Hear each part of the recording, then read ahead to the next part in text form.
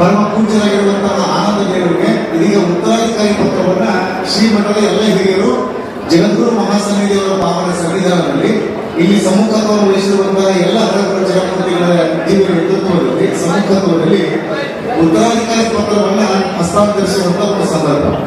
ಆ ಉತ್ತರಾಧಿಕಾರಿ ಪತ್ರವನ್ನ ಈಗ ನಾಗನೂರು ರುದ್ರಾಕ್ಷಿ ಮಠದ ಪರಮ ಪೂಜ್ಯ ಶ್ರೀಮನ್ ನಿರಂಜನ ಪರಮಸ್ವರೂಪ ಡಾಕ್ಟರ್ ಅಲ್ಲಮಪ್ರಭು ಮಹಾಸ್ವಾಮಿಗಳು ಇದೀಗ ಆ ಉತ್ತರಾಧಿಕಾರಿ ಪತ್ರವನ್ನು ಓದುತ್ತಾರೆ. ಓಂ ಶ್ರೀ ಗುರು ಬಸವಲಿಂಗಾಯ ನಮಃ. ಪರಮಪೂಜ್ಯ ಶ್ರೀ ಆನಂದ ದೇವರಿಗೆ ನೀಡುವಂತಹ ಉತ್ತರಾಧಿಕಾರಿ ಪತ್ರ ಭಕ್ತರ ವತಿಯಿಂದ ಐತಿಹಾಸಿಕ ಜಮಖಂಡಿ ಸಂಸ್ಥಾನವೆಂದು ಗುರುತಿಸಿಕೊಂಡು ಇತಿಹಾಸದಲ್ಲಿ ತನ್ನದೇ ಆದ ಘನತೆ ಗೌರವ ಹೊಂದಿರುವ ಜಮಖಂಡಿ ಪಟ್ಟಣದ ಶ್ರೀ ಓಲೇಮಠ ಮತ್ತು ಅದರ ಶಾಖಾ ಮಠಗಳ ಸಮಸ್ತ ಸದ್ಭಕ್ತರಾದ ನಾವು ಪೂಜ್ಯ ಶ್ರೀ ಆನಂದ ಉರ್ಫ್ ಪೂಜ್ಯ ಶ್ರೀ ಆನಂದ ದೇವರು ಜನಕ ತಂದೆ ಶ್ರೀ ಸಿದ್ಧಲಿಂಗಯ್ಯ ಹಿರೇಮಠ ಹಾಲಿ ವಸ್ತಿ ಹಿರೇಮಠ ಹುಣಸಾಳ್ ಇವರಿಗೆ ಮಾಡುವ ಉತ್ತರಾಧಿಕಾರಿ ಪತ್ರ ಏನೆಂದರೆ, ನಮ್ಮ ಜಮಖಂಡಿ ಓಲೇಮಠಕ್ಕೆ ಸುಮಾರು 9 ಶತಮಾನಗಳ ಇತಿಹಾಸವಿದೆ. ಬಸವಾದಿ ಶರಣರ ಪರಂಪರೆಯನ್ನು ಶಿವಶರಣ ಶರಣೆಯರು ರಚಿಸಿರುವ ಅನುಭಾವದ ಅಣಿಮುತ್ತುಗಳಾದ ವಚನ ಸಾಹಿತ್ಯವನ್ನು ಒಳಗೊಂಡ ತಾಡೋಲಿಗಳ ಸಂಗ್ರಹ, ಹಸ್ತಪ್ರತಿಗಳ ಪ್ರಸಾರ ಕಾರ್ಯವನ್ನು 9 ಶತಮಾನಗಳಿಂದ ಮಾಡುತ್ತಾ ಬಂದಿದೆ. ಜಮಖಂಡಿಯ ಮಧ್ಯಭಾಗದಲ್ಲಿರುವ ಶ್ರೀ ಓಲೇಮಠ ಅಥವಾ ಓಹಿಲೆ ಮಠ ಎಂದು ಕರೆಯಲಾಗುವ ಕುಮಾರ ಸಮಯದ ವಿರಕ್ತ ಮಠವು ಇದಾಗಿದೆ. ಈ ಮಠವು 12ನೇ ಶತಮಾನದಲ್ಲಿ ಶರಣರು ಬರೆದಿಟ್ಟ ತಾಡೋಲೆಗಳ ಸಾಹಿತ್ಯವನ್ನು ಭದ್ರವಾಗಿ ಸಂಗ್ರಹಿಸಿಡುವ ಮಠವಾಗಿತ್ತು ಎಂದು ಹೇಳಲಾಗುತ್ತಿದೆ. ಶರಣ ಸಾಹಿತ್ಯವನ್ನು ರಕ್ಷಿಸುವಲ್ಲಿ ಹಾಗೂ ಶರಣ ಸಂಸ್ಕೃತಿಗೆ ತನ್ನದೇ ಆದ ಕೊಡುಗೆಯನ್ನು ನೀಡಿದ ಮಹಾಮಠವು ಇದಾಗಿದೆ. ಇಂತಹ ಪರಂಪರಾಗತ ಉದ್ದೇಶವುಳ್ಳ ಈ ಮಠದಲ್ಲಿ 16ನೆಯ ಶತಮಾನದಲ್ಲಿ ಶ್ರೀ ಗುರುಸಿದ್ದೇಶ್ವರ ಸ್ವಾಮಿಗಳೆಂಬ ಮಹತ್ ತಪಸ್ವಿಗಳು ನೆಲೆ ನಿಂತರು. ಗುರುಗಳು ತಮ್ಮ ಕಾಲದಲ್ಲಿ ನಾಡಿನಾದ್ಯಂತ ಅನೇಕ ಶಾಖಾಮಠಗಳನ್ನು ಸ್ಥಾಪಿಸಿ ಧಾರ್ಮಿಕ ಕಾರ್ಯಗಳು ನಡೆಯುವಂತೆ ಮಾಡಿದ್ದರು. ಅಂದು ಸ್ಥಾಪಿತಗೊಂಡ ಶಾಖಾಮಠಗಳಲ್ಲಿ ಕಡಕೋಳ ಮತ್ತು ಹಾವೇರಿ ಜಿಲ್ಲೆಯ ಹುಲಗೂರು ಗ್ರಾಮದ ಮಠಗಳು ಇಂದಿಗೂ ಶಾಖಾಮಠಗಳಾಗಿ ಬೆಳೆದು ಬಂದಿವೆ. 1630ರಲ್ಲಿ ಜಮಖಂಡಿ ಸಂಸ್ಥಾನದ ಕೊಣ್ಣೂರು ದೇಸಾಯಿಯವರು ಶ್ರೀ ಗುರುಸಿದ್ದೇಶ್ವರ ಮಹಾಸ್ವಾಮಿಗಳವರಿಗೆ 190 ಎಕರೆ ಜಮೀನನ್ನು ಉಂಬಳಿಯಾಗಿ ನೀಡಿ ದತ್ತಿಪತ್ರವನ್ನು ನೀಡಿದ್ದಾರೆ. ಈ ದತ್ತಿಪತ್ರದಲ್ಲಿ ಈ ಮಠಕ್ಕೆ ಓಲೇಮಠ ಉರ್ಫ್ ದೇಸಾಯಿ ಅವರ ಮಠ ಎಂದು ಉಲ್ಲೇಖಿಸಿರುವುದನ್ನು ಗಮನಿಸಿದರೆ ಈ ಮಠವು ರಾಜಾಶ್ರಯದಿಂದ ಬೆಳೆದು ಬಂದ ಮಠವಾಗಿದೆ ಎಂದು ತಿಳಿದು ಬರುತ್ತದೆ. ಇಲ್ಲಿಯವರೆಗೆ 8 ಜನ ಪೂಜ್ಯರು ಈ ಮಠವನ್ನು ವ್ಯವಸ್ಥಿತವಾಗಿ ಮುನ್ನಡೆಸಿಕೊಂಡು ಬಂದಿದ್ದಾರೆ.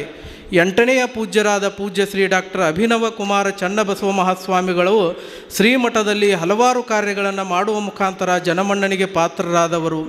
ಕವಿಗಳಾಗಿ, ಸಾಹಿತಿಗಳಾಗಿ, ಪಂಡಿತರಾಗಿ ವಿಶಿಷ್ಟವಾದ ಅನುಭವ ಸಾಹಿತ್ಯವನ್ನು ನೀಡುವ ಮುಖಾಂತರ ಸದಾವಕಾಲ ಉಳಿಯುವಂತರಾಗಿದ್ದಾರೆ.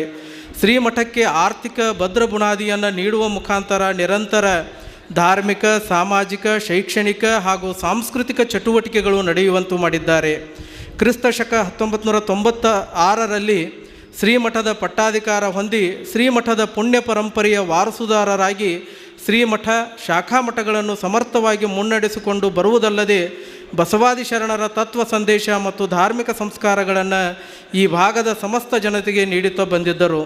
ಪೂಜ್ಯ ಶ್ರೀ ಡಾಕ್ಟರ್ ಅಭಿನವ ಕುಮಾರ ಚನ್ನಬಸವ ಮಹಾಸ್ವಾಮಿಗಳು ದಿನಾಂಕ 7/11/2024ರಂದು ಲಿಂಗೈಕ್ಯರಾದ ನಂತರ ಅವರ ಒಡನಾಡಿಗಳಾದ ಪೂಜ್ಯ ಶ್ರೀ ಜಗದ್ಗುರು ಡಾಕ್ಟರ್ ತೋಂಟದ ಸಿದ್ದರಾಮ ಮಹಾಸ್ವಾಮಿಗಳು, ಜಗದ್ಗುರು ತೋಂಟದಾರ್ಯ ಸಂಸ್ಥಾನ ಮಠ ಎಡೆಯೂರು ಗದಗ ಡಂಬಳ, ಪೂಜ್ಯ ಶ್ರೀ ಶಿವಾನಂದ ಮಹಾಸ್ವಾಮಿಗಳು ಸಿದ್ದೇಶ್ವರ ಮಠ ಹಂದಿಗುಂದ ಆಡಿ, ಪೂಜ್ಯ ಶ್ರೀ ಡಾಕ್ಟರ್ ನಿರುಪಾದೀಶ್ವರ ಮಹಾಸ್ವಾಮಿಗಳು ಅಡವಿ ಸಿದ್ದೇಶ್ವರ ಮಠ ಮರೇಗುದ್ದಿ, ಪೂಜ್ಯ ಶ್ರೀ ಡಾಕ್ಟರ್ ಅಲ್ಲಮಪ್ರಭು ಮಹಾಸ್ವಾಮಿಗಳು ರುದ್ರಾಕ್ಷಿ ಮಠ ನಾಗನೂರು, ಪೂಜ್ಯ ಶ್ರೀ ಪ್ರಭು ಮಹಾಸ್ವಾಮಿಗಳು ವಿರಕ್ತ ಮಠ ಚಿಮ್ಮಡ, ಪೂಜ್ಯ ಶ್ರೀ ಮಹಾಂತ ಸ್ವಾಮಿಗಳು ನಿರ್ವಾಣೇಶ್ವರ ಮಠ ಉಗುಳಗೋಳ, ಪೂಜ್ಯ ಶ್ರೀ ಡಾಕ್ಟರ್ ಮಹಾಂತ ಪ್ರಭು ಮಹಾಸ್ವಾಮಿಗಳು ವಿರಕ್ತ ಮಠ ಶೇಗುಣಸಿ, ಸ್ಥಳೀಯ ಪೂಜ್ಯರಾದ ಗೌರಿಶಂಕರ ಶಿವಾಚಾರ್ಯರು ಕಲ್ಯಾಣ ಮಠ ಜಮಖಂಡಿ, ಪೂಜ್ಯ ಶ್ರೀ ಗುರುಮಹಂತ ಮಹಾಸ್ವಾಮಿಗಳು ಗುರುಮಹಂತ ಮಠ ಮರೇಗುದ್ದಿ, ಪೂಜ್ಯ ಶ್ರೀ ಶಿವಲಿಂಗ ಪಂಡಿತಾರಾಧ್ಯ ಶಿವಾಚಾರ್ಯರು ಮುತ್ತಿನಕಂತಿ ಮಠ ಜಮಖಂಡಿ, ಪೂಜ್ಯ ಶ್ರೀ ವಿಶ್ವಪ್ರಭು ಶಿವಾಚಾರ್ಯರು ಹೊರಗಿನ ಮಠ ಕೊಣ್ಣೂರು ಮತ್ತು ಶ್ರೀಮಠದ ಪ್ರಮುಖ ಸದ್ಭಕ್ತರು ಸಮಾಲೋಚನೆ ಮಾಡಿ ಶ್ರೀ ಶಿವಯೋಗ ಮಂದಿರದಲ್ಲಿ ಅಧ್ಯಯನ ಮಾಡಿರುವ ತಮ್ಮನ್ನು ಅಂದರೆ ಶ್ರೀ ಆನಂದ ಉರ್ಫ್ ಶ್ರೀ ಆನಂದ ದೇವರು ಎಂದು ನಾಮಾಂಕಿತರಾದ ತಮ್ಮನ್ನು ನಮ್ಮ ಶ್ರೀಮಠಕ್ಕೆ ಸೂಕ್ತ ಉತ್ತರಾಧಿಕಾರಿಗಳೆಂದು ತೀರ್ಮಾನಿಸಿದ್ದೇವೆ.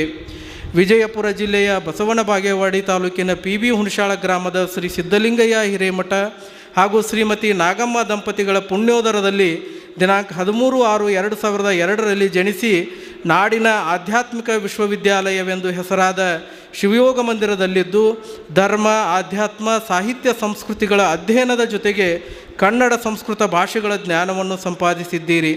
ಹೊನ್ನಾಳಿಯಲ್ಲಿದ್ದುಕೊಂಡು ಸಂಸ್ಕೃತ ಪದವಿ ಅಧ್ಯಯನ ಪೂರೈಸಿರುವ ತಾವು ವಿಶ್ವವಿದ್ಯಾಲಯದ ಕನ್ನಡ ಸ್ನಾತಕೋತ್ತರ ಪದವಿಯ ಅಧ್ಯಯನ ನಡೆಸಿದ್ದೀರಿ. ನಯ, ವಿನಯ, ಶಿಸ್ತು, ಸೌಜನ್ಯ ಹೊಂದಿರುವ ತಾವು ಉತ್ತಮ ಪ್ರವಚನಪಟುಗಳು, ಬರಹಗಾರರು ಆಗಿದ್ದೀರಿ. ವಚನ ಸಾಹಿತ್ಯವನ್ನು ಆಳವಾಗಿ ಓದಿಕೊಂಡಿರುವುದಲ್ಲದೆ ಬಸವಾದಿ ಶರಣರ ಪರಂಪರೆಗನುಗುಣವಾಗಿ ನಮ್ಮ ಶ್ರೀಮಠವನ್ನು ಮುನ್ನಡೆಸಿಕೊಂಡು ಹೋಗಲು ನೀವು ಸಮರ್ಥರಾಗಿರುವುದನ್ನು ಮನಗೊಂಡು ಈ ಹೊತ್ತು ಅಂದರೆ ದಿನಾಂಕ 19/11/2024 ಮಂಗಳವಾರದಂದು ನಮ್ಮ ಓಲೆಮಠದ ಉತ್ತರಾಧಿಕಾರಿಗಳೆಂದು ಒಪ್ಪಿಕೊಂಡು ಆಗಮಿಸಿದ ಗದಗ ಜಗದ್ಗುರುಗಳು, ಹಂದಿಗುಂದ, ನಾಗನೂರು, ಚಿಮ್ಮಡ, ಜಮಖಂಡಿ, ಕೊಣ್ಣೂರು ಮುಂತಾದ ಪೂಜ್ಯರ ಸಮ್ಮುಖದಲ್ಲಿ ಶ್ರೀಮಠ ಹಾಗೂ ಶಾಖಾಮಠಗಳ ಸಮಸ್ತ ಸದ್ಭಕ್ತರಾದ ನಾವು ಈ ಉತ್ತರಾಧಿಕಾರಿ ಪತ್ರವನ್ನು ಬರೆದುಕೊಟ್ಟಿರುತ್ತೇವೆ. ತಾವು ನಮ್ಮ ಶ್ರೀಮಠ ಹಾಗೂ ಶಾಖಾಮಠಗಳ ಚರಸ್ಥಿರ ಸ್ವತ್ತಿನ ರಕ್ಷಣೆಯ ಜೊತೆಗೆ ನಮ್ಮ ಶ್ರೀಮಠದ ಘನತೆ ಗೌರವಗಳಿಗೆ ಚ್ಯುತಿ ಉಂಟಾಗದಂತೆ ಮುನ್ನಡೆಸಿಕೊಂಡು ಹೋಗಬೇಕು. ಶ್ರೀಮಠದ ಯಾವತ್ತೂ ಚರಸ್ಥಿರ ಆಸ್ತಿಗಳನ್ನು ಮಾರಾಟ ಮಾಡದೆ ಶ್ರೀಮಠವನ್ನು ಬೆಳೆಸಬೇಕು. ಬಸವಾದಿ ಶರಣರ ತತ್ವದಂತೆ ಆಚರಣೆಗಳನ್ನು ರೂಢಿಸಿಕೊಂಡು ಭಕ್ತರಿಗೆ ಧರ್ಮೋಪದೇಶದೊಂದಿಗೆ ಧಾರ್ಮಿಕ ಸಂಸ್ಕಾರ ನೀಡುವಿರೆಂದು ನಾವೆಲ್ಲ ಆಶಿಸಿದ್ದೇವೆ. ಮುಂದೆ ಅವಕಾಶ ಮತ್ತು ಸಂದರ್ಭವನ್ನು ನೋಡಿಕೊಂಡು ತಮ್ಮ ನಿರಂಜನ ಪಟ್ಟಾಧಿಕಾರವನ್ನು ನೆರವೇರಿಸ ಬಯಸಿದ್ದೇವೆ ಮತ್ತು ಆಗಮಿಸಿದ ಸಮಸ್ತ ಪೂಜ್ಯರ ಸಮ್ಮುಖದಲ್ಲಿ ಇಂದು ನಾವು ಈ ಉತ್ತರಾಧಿಕಾರ ಪತ್ರಕ್ಕೆ ಸಹಿ ಮಾಡಿರುತ್ತೇವೆ. ಜಮಖಂಡಿ 19/11/2024 ಮಂಗಳವಾರ. ತಮ್ಮ ಪರಮ ಪೂಜ್ಯರ ಸಮ್ಮುಖದಲ್ಲಿ ಸಮಸ್ತ ಓಲೆಮಠ ಹಾಗೂ ಅದರ ಶಾಖಾಮಠಗಳ ಸದ್ಭಕ್ತರು. ಪ್ರಾತಸ್ಮರಣೀಯರಾದ ಬಸವಾದಿ ಶಿವಶರಣರನ್ನು ಸ್ಮರಿಸಿಕೊಂಡು ಲಿಂಗೈಕ್ಯ ಡಾಕ್ಟರ್ ಅಭಿನವ ಕುಮಾರ ಚನ್ನಬಸವ ಮಹಾಸ್ವಾಮಿಗಳವರನ್ನು ಸ್ಮರಿಸಿಕೊಂಡು ಅವರ ಪುಣ್ಯ ಸ್ಮರಣೋತ್ಸವ ಹಾಗೂ ಓಲೆಮಠದ ಉತ್ತರಾಧಿಕಾರಿಗಳ ನಿಯೋಜನೆಯ ಈ ಸಮಾರಂಭದ ವೇದಿಕೆಯಲ್ಲಿ ಆಸೀನರಾಗಿರುವಂಥ ಸಮಸ್ತ ಪೂಜ್ಯರಲ್ಲಿ ಅನಂತ ಶರಣಾರ್ಥಿಗಳನ್ನು ಸಲ್ಲಿಸಿ ಈ ಕಾರ್ಯಕ್ರಮಕ್ಕೆ ಆಗಮಿಸಿರುವಂಥ ಓಲೆಮಠದ ಸಮಸ್ತ ಶರಣ ಬಂಧುಗಳೇ, ಮಹಾಜನಗಳೇ, ಮಾತೆಯರೇ, ಸದ್ಭಕ್ತರೇ, ತಮಗೆಲ್ಲ ಶರಣಾರ್ಥಿಗಳು. ಪೂಜ್ಯರಾಗಿರುವಂಥ ಡಾಕ್ಟರ್ ಅಭಿನವ ಕುಮಾರ ಚನ್ನಬಸವ ಮಹಾಸ್ವಾಮಿಗಳವರು ಇತ್ತೀಚೆಗೆ ಲಿಂಗೈಕ್ಯರಾಗಿ ನಮ್ಮೆಲ್ಲರನ್ನ ಶೋಕ ಸಾಗರದಲ್ಲಿ ಮುಳುಗಿಸಿದ್ದಾರೆ. ಎಲ್ಲರೊಂದಿಗೆ ಅತ್ಯಂತ ಆತ್ಮೀಯ ಸಂಬಂಧವನ್ನು ಹೊಂದಿ ಸ್ವಾಮಿತ್ವದ ಕರ್ತವ್ಯಗಳನ್ನು ನಿರ್ವಹಿಸಿದಂಥ ಪರಮ ಪೂಜ್ಯರನ್ನು ಮರೆಯೋದು ಬಹಳ ಕಷ್ಟದ ಕೆಲಸ. ಪೂಜ್ಯರಾಗಿರುವಂಥ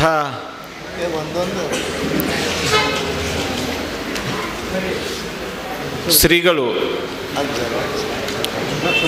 ಕಳೆದ 3 ದಶಕಗಳ ಅವಧಿಯಲ್ಲಿ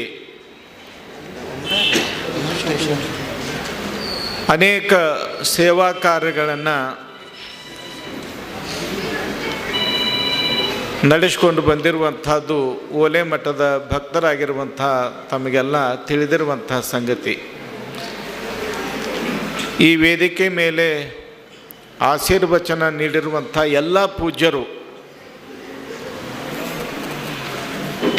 ಓಲೆಮಠದ ಶ್ರೀಗಳ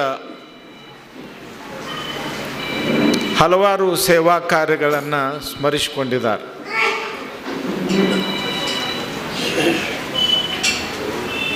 ಅವರ ಒಂದು ಸೇವಾ ಕಾರ್ಯಗಳನ್ನು ನಾನು ನಿರಂತರವಾಗಿ ಮುಂದುವರಿಸಿಕೊಂಡು ಹೋಗ್ತೇನೆ ಅನ್ನುವಂಥ ಒಂದು ಭರವಸೆಯನ್ನು ನಿಯೋಜಿತ ಉತ್ತರಾಧಿಕಾರಿಗಳಾಗಿರುವಂಥ ಪೂಜ್ಯ ಆನಂದ ದೇವರು ಕೂಡ ತಮಗೆಲ್ಲರಿಗೂ ನೀಡಿದ್ದಾರೆ.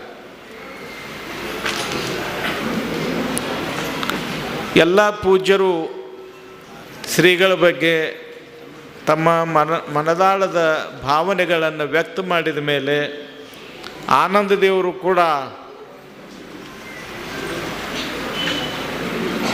ತಮ್ಮೆಲ್ಲರೊಂದಿಗೆ ತಮ್ಮ ಮನದಾಳದ ಮಾತುಗಳನ್ನು ಹಂಚಿಕೊಂಡ ಮೇಲೆ ಮತ್ತೆ ಇನ್ನಷ್ಟು ಮಾತಾಡಬೇಕು ಅಂತ ನನಗೇನು ಅನಿಸೋದಿಲ್ಲ. ಇವರೇನು ಇಷ್ಟೊತ್ತಿನವರೆಗೂ ಎಲ್ಲ ಮಾತಾಡಿದಾರಲ್ಲ, ಅವರ ಮಾತುಗಳಿಗೆ ನನ್ನ ಒಪ್ಪಿಗೆ ಇದೆ ಅಂತ ಹೇಳಿಬಿಟ್ರೆ ನನ್ನ ಮಾತು ಮುಗೀತು ಅಂತ ನಾನು ತಿಳ್ಕೊಂಡು. ಯಾಕಂದ್ರೆ ಅಷ್ಟು ಚೆನ್ನಾಗಿ ಅವರೆಲ್ಲ ಈ ಒಂದು ಮಠದ ಪರಂಪರೆಯ ಬಗ್ಗೆ, ಪೂಜ್ಯರಾಗಿರುವಂಥ ಒಲೆ ಮಠದ ಶ್ರೀಗಳು ಮಾಡಿರುವಂಥ ಸೇವಾ ಕಾರ್ಯಗಳ ಬಗ್ಗೆ ಅನೇಕ ವಿಚಾರಗಳನ್ನು ತಮ್ಮದೇ ಆಗಿರುವಂಥ ರೀತಿಯಲ್ಲಿ, ತಮ್ಮದೇ ಆಗಿರುವಂಥ ಶೈಲಿಯಲ್ಲಿ ತಮಗೆಲ್ಲರಿಗೂ ತಿಳಿಸಿದ ಪೂಜ್ಯರಾಗಿರುವಂಥ ಡಾಕ್ಟರ್ ಅಭಿನವ ಕುಮಾರ ಚನ್ನಬಸವ ಮಹಾಸ್ವಾಮಿಗಳವರು ಸಾಹಿತ್ಯ, ಸಂಗೀತ, ಕಲೆಗಳಲ್ಲಿ ಅತ್ಯಂತ ಅಭಿರುಚಿಯುಳ್ಳವರಾಗಿದ್ದರು. ಮಠಗಳಲ್ಲಿರುವಂಥ ಸ್ವಾಮಿಗಳು ಅಧ್ಯಾತ್ಮದ ಜೊತೆಗೆ ಸಾಹಿತ್ಯವನ್ನು ಬೆರೆಸಿದರೆ ಅದರ ಸೊಗಸೇ ಬೇರೆ. ಹಾಲು ಜೇನು ಬೆರೆತಂತೆ. ಈ ಆಧ್ಯಾತ್ಮಿಕ ಕೇಂದ್ರವಾಗಿರುವಂಥ, ಧಾರ್ಮಿಕ ಕೇಂದ್ರವಾಗಿರುವಂಥ ಒಲೆ ಮಠಕ್ಕೆ ಸಾಹಿತ್ಯದ ಸ್ಪರ್ಶವನ್ನು ನೀಡಿದಂಥವರು ಪೂಜ್ಯರಾಗಿರುವಂಥ ಅಭಿನವ ಕುಮಾರ ಚನ್ನಬಸವ ಮಹಾಸ್ವಾಮಿಗಳವರು. ಸಾಹಿತ್ಯ, ಸಂಗೀತ ಇವೆಲ್ಲ ನಮ್ಮ ಸಂಸ್ಕೃತಿಯ ಅವಿಭಾಜ್ಯ ಅಂಗ. ಬಹಳಷ್ಟು ಜನ ಏನು ಹೇಳ್ತಾರೆ ಅಂದರೆ, ಸಂಸ್ಕೃತಿ ಅನ್ನುವಂಥದ್ದು ಬಹಿರಂಗದಲ್ಲಿರುವಂಥದ್ದಲ್ಲ, ಬಹಿರಂಗದಲ್ಲಿರುವಂಥದ್ದು ನಾಗರಿಕತೆ. ಒಬ್ಬ ವ್ಯಕ್ತಿ ಸುಸಂಸ್ಕೃತ ವ್ಯಕ್ತಿ ಆಗಿರಲಿ ಬಿಡಲಿ, ಒಳ್ಳೆ ವೇಷಭೂಷಣ ಹಾಕ್ಕೊಂಡು ಬಿಟ್ಟಂದ್ರೆ ಒಳ್ಳೆಯ ನಾಗರಿಕನಂತೆ ಕಾಣ್ತಾನೆ ಹೊರತು ಅವನಿಗೆ ನಾವು ಸುಸಂಸ್ಕೃತ ವ್ಯಕ್ತಿ ಅಂತ ಹೇಳಲಿಕ್ಕಾಗೋದಿಲ್ಲ. ಈ ನಾಗರಿಕತೆ ಅನ್ನುವಂಥದ್ದು ಪ್ರತಿಯೊಬ್ಬ ವ್ಯಕ್ತಿಯ ಬಹಿರಂಗದ ಸೌಂದರ್ಯ. ಆದರೆ ಸಂಸ್ಕೃತಿ ಅನ್ನುವಂಥದ್ದು ಅಂತರಂಗದ ಸೌಂದರ್ಯ. ಈ ಅಂತರಂಗದಲ್ಲಿರುವಂಥ, ಯಾರ ಕಣ್ಣಿಗೆ ಕಾಣದೇ ಇರುವಂಥ ಈ ಸೌಂದರ್ಯ ಏನಿದೆಯಲ್ಲ, ಅದು ಸಾಹಿತ್ಯ, ಸಂಗೀತ, ಕಲೆಗಳ ಮೂಲಕ ಅಭಿವ್ಯಕ್ತಗೊಳ್ತದೆ. ಹಾಗೆ ಪೂಜ್ಯರಾಗಿರುವಂಥ ಒಲೆ ಮಠದ ಶ್ರೀಗಳು ಬಹಳ ಸಾಹಿತ್ಯ ಪ್ರಿಯರಾಗಿದ್ದರು, ಸಂಗೀತ ಪ್ರಿಯರಾಗಿದ್ದರು. ಅನೇಕ ಸಾಹಿತ್ಯ ಕೃತಿಗಳನ್ನು ರಚನೆ ಮಾಡಿ ವಿದ್ವತ್ ವಲಯದಲ್ಲಿ ತಮ್ಮದೇ ಆಗಿರುವಂಥ ಒಂದು ಸ್ಥಾನವನ್ನು ಅವರು ಹೊಂದಿದರು. ಸಂಗೀತದ ಒಂದು ವಿಶೇಷವಾಗಿರುವಂಥ ಆಸಕ್ತಿ, ಅಭಿರುಚಿ ಅವರಲ್ಲಿತ್ತು. ಹಾಗಾಗಿ ಅನೇಕ ಪದ್ಯಗಳನ್ನು ಅವರು ರಚನೆ ಮಾಡಿದರು. ಅದರ ಜೊತೆಗೆ ಅನೇಕ ವಚನಗಳನ್ನು ಕೂಡ ರಚನೆ ಮಾಡೋದ್ರ ಮೂಲಕ ಆಧುನಿಕ ವಚನಕಾರರಲ್ಲಿ, ಅಂಥ ಇಂಥ ವಚನಕಾರಲ್ಲ, ಅತ್ಯುತ್ತಮ ವಚನಕಾರರಲ್ಲಿ ಒಲೆ ಮಠದ ಶ್ರೀಗಳು ಒಬ್ಬರಾಗಿದ್ದರು ಅನ್ನೋದನ್ನು ಈ ಸಂದರ್ಭದಲ್ಲಿ ನಾವೆಲ್ಲ ಗಮನಿಸಬೇಕು. ಬಹಳ ಒಳ್ಳೆಯ ವಚನಗಳನ್ನು, ಅಂದರೆ ಸಾಹಿತ್ಯ ಅನ್ನುವಂಥದ್ದು ಅವರಲ್ಲಿ ಬಹಳಷ್ಟು ತನ್ನ ಒಂದು ಸ್ಥಾನವನ್ನು ಪಡೆದುಕೊಂಡಿತ್ತು ಅನ್ನೋದನ್ನು ಈ ಸಂದರ್ಭದಲ್ಲಿ ನೆನಪಿಸಿಕೊಳ್ಬೇಕು. ಪರಮ ಪೂಜ್ಯರು ಅನೇಕ ಪದ್ಯಗಳನ್ನು ರಚನೆ ಮಾಡಿದರು. ಇವತ್ತು ಕೂಡ ನಮ್ಮ ನಾಡಿನ ಅನೇಕ ಮಠಗಳಲ್ಲಿ, ವಿಶೇಷವಾಗಿ ನಮ್ಮ ತೋಂಟದಾರ್ಯ ಮಠದಲ್ಲಿ ಅವರು ಬರೆದಿರುವಂಥ ಪದ್ಯಗಳನ್ನು ಗಾಯಕರು ಬಹಳ ಸುಶ್ರಾವ್ಯವಾಗಿ ಹಾಡೋದನ್ನು ನಾವೆಲ್ಲ ಕೇಳ್ತೀವಿ. ಅಂಥ ಒಂದು ಸಂಗೀತ ಅಭಿರುಚಿ, ಮನುಷ್ಯನಿಗೆ ಸಾಹಿತ್ಯ ಸಂಗೀತದ ಬಗ್ಗೆ ಅಭಿರುಚಿ ಇರಬೇಕು. ಅಂದಾಗ ಮಾತ್ರ ಮನುಷ್ಯನಂತೆ ಬದುಕಲಿಕ್ಕೆ ಸಾಧ್ಯವಾಗ್ತದೆ. ಯಾವ ಮನುಷ್ಯನಿಗೆ ಸಾಹಿತ್ಯ ಸಂಗೀತ ಕಲೆಗಳ ಬಗ್ಗೆ ಅಭಿರುಚಿ ಇರೋದಿಲ್ಲ, ಆ ಮನುಷ್ಯನಂತೆ ಕಾಣೋದು ಬಹಳ ಕಷ್ಟ ಆಗ್ತದೆ. ಅದಕ್ಕೆ ನಮ್ಮ ಹಿರಿಯರು ಬಹಳ ಮುಂಚಿನಿಂದ ಹೇಳ್ಕೊಂಡು ಬಂದಾರ, ಯಾವ ವ್ಯಕ್ತಿಯಲ್ಲಿ ಸಾಹಿತ್ಯ ಸಂಗೀತದ ಬಗ್ಗೆ ಅಭಿರುಚಿ ಇರೋದಿಲ್ಲ ಆ ಮನುಷ್ಯ ಪಶುವಿನಂತ ಆಗ್ತಾನಂತ ಹೇಳ್ತಾರೆ. ಅದೇ ಹಂಗೆ ಪಶುವಿನಂತೆ ಆಗ್ತಾನ್ರಿ?